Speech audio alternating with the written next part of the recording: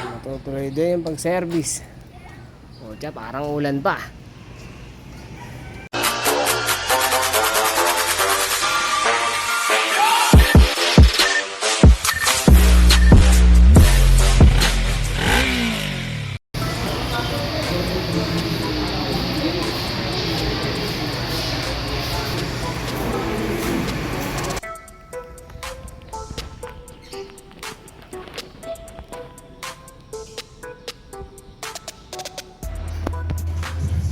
Ayun, bad trip. Bad trip, ano siya, buta sumisingaw, ang putik. Hindi rin ako naka-video dun. Hirap kumilos dun. Papakita ko na lang din yung konsumo na itong motor ko, full tank code nilabas.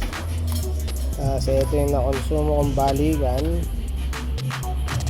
Sana. Yan. 9.53, bali 744 sa ilang kilometro.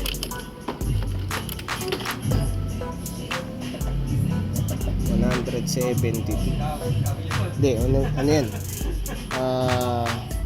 umuwi ako 168 yun. Tapos pumunta ako ng nagpagas ako sa may Espanya. Kung pa ako nagpagas, saka nadagdagan. So, 168. Tapos palagay mo 169 sa 7 kaysa 9.53 liters. Ay, ilan yun? Dali, lumalabas 17.73 kilometers per liter. Ayop. Ayaw mo pa ba yan? Ganyan.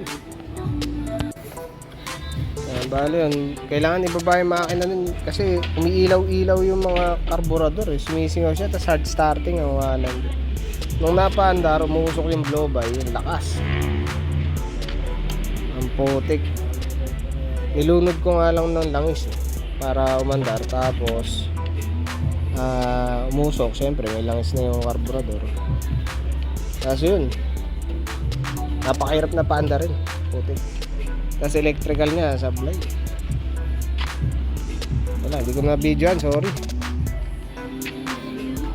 Meron pa nga dito yung mga to, hanip. So yun, yung motor nasa Angeles, Pampanga. Bali ang schedule namin yung pagbaba ng makina kasi nga nagbo-blow by. Tapos mukhang singaw na yung mga valve.